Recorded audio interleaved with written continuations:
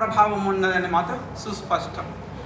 ఈ విషయంలో ఒక చిన్న విషయం ఒకటి ఇంతకుముందే వక్తలు చెప్తూ కన్నడ కురిక్యాల శాసనం గురించి కన్నడ వాళ్ళకి ఎంత అభిమానం అనే విషయంలో నేను నా పరిశోధనాంశంగా గుల్బర్గా విశ్వవిద్యాలయానికి వెళ్ళినప్పుడు అక్కడ నన్ను ఒక ఇలాగేదో ప్రోగ్రాం జరుగుతుంది, అక్కడ ప్రజావాణి దినపత్రిక ఎడిటర్ వచ్చారు, వారికి నన్ను అక్కడ ప్రొఫెసర్ పరిచయం చేస్తారు, ఇలా కరీంనగర్ నుంచి వచ్చారని.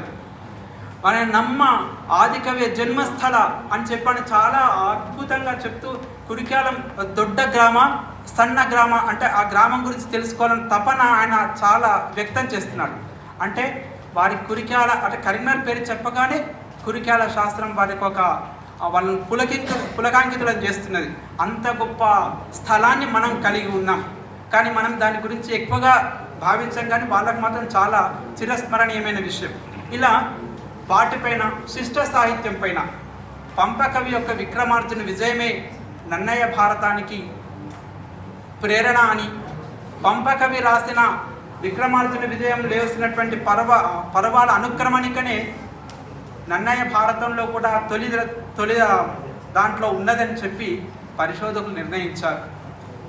అంతేకాక ముఖ్యంగా శివకవుల యొక్క ప్రభావం తెలంగాణ కవుల పైన ఉంది. శివకవులు అనగానే మనకు గుర్తుకొచ్చేది పాల్కురికి సోమనాథుడు.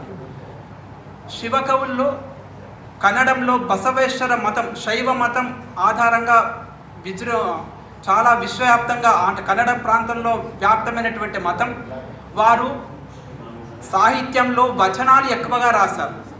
అక్కడ కన్నడంలో శరణరందరూ కూడా శివశరణులందరూ కూడా వచనంలో రాస్తారు. వాళ్ళే జాన్నుడిగల అనేటువంటి మాటను ఉపయోగించారు. జాన్నుడిగలు అంటే సరసమైన మాటలు అని అర్థం, చమత్కారమైన మాటలు అని అర్థం. వారు వచనాలు రాస్తారు.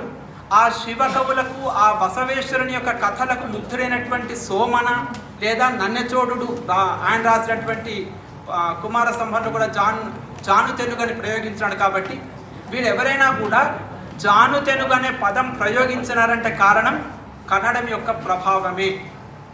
ఉరుతర గద్య పద్యోక్తుల కంటే సరసమై పరిగిన జాను తెనుగు చర్చింపగా ద్విపదలు కూర్చి సర్వసామాన్యంబగు గామి కూర్చద ద్విపదలు కోర్కి దైవారా అని చెప్పి సోమన చెప్పినాడు.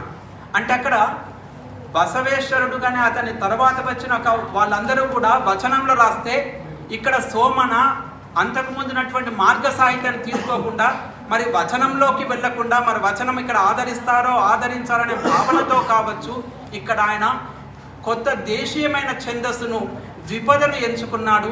ఆ ద్విపదకు పట్టం కట్టినాడు.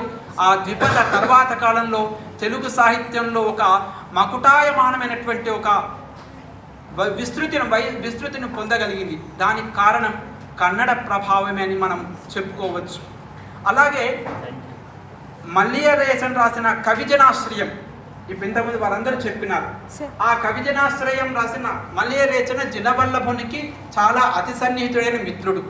అదే సమయంలో కన్నడంలో నాగవర్మ చందోంబూది అనేటువంటి గ్రంథాన్ని రాశాడు. ఆ గ్రంథము ఈ గ్రంథము సమకాలీనంలో వచ్చింది కాబట్టి ఎవరి ప్రభావం ఎవరి మీద ఉందో తెలియదు. లేక వారిద్దరూ మిత్రులో సన్నిహితంగా తెలిసిన మిత్రులు వారు చర్చించుకొని రాస్తారో తెలియదు, కానీ మొత్తానికి ఏకకాలంలో వచ్చినాయి, ఒకే విధమైనటువంటి లక్షణాలను తెలియజేస్తున్నాయి. ఇది ఆ తర్వాత చూసుకున్నట్టయితే జానపద సాహిత్యంలో కూడా మనకు కనిపిస్తుంది. జానపద సాహిత్యంలో ఇలా గణాలు ఛందస్సు అలాంటివి ఏమి ఉండవు, కానీ రాగ తాళ లయాదులను గురించి మనం చెప్పుకోవచ్చు. శివశివమూర్తివి గణనాథ నీవు శివుని కుమారుడు అయిపోయింది సార్,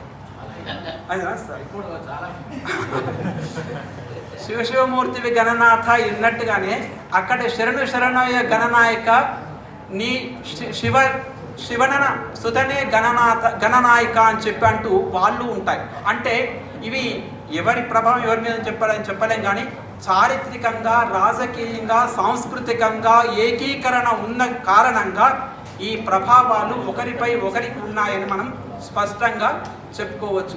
ఇలా యక్షగాన సాహిత్యం పైన సామెతల పైన అన్నిటిపైన ఉంది. వాటన్నిటినీ మనకు అవకాశం లేదు కాబట్టి మీకు వివరించలేకపోతున్నాను. ఈ అవకాశం ఇచ్చినటువంటి నిర్వాహకులకు, నన్ను కాస్త అదిలించినటువంటి మన అధ్యక్షుల వారి నర్సయ్య గారికి ధన్యవాదాలు చెప్తూ సెలవు తీసుకుంటాను.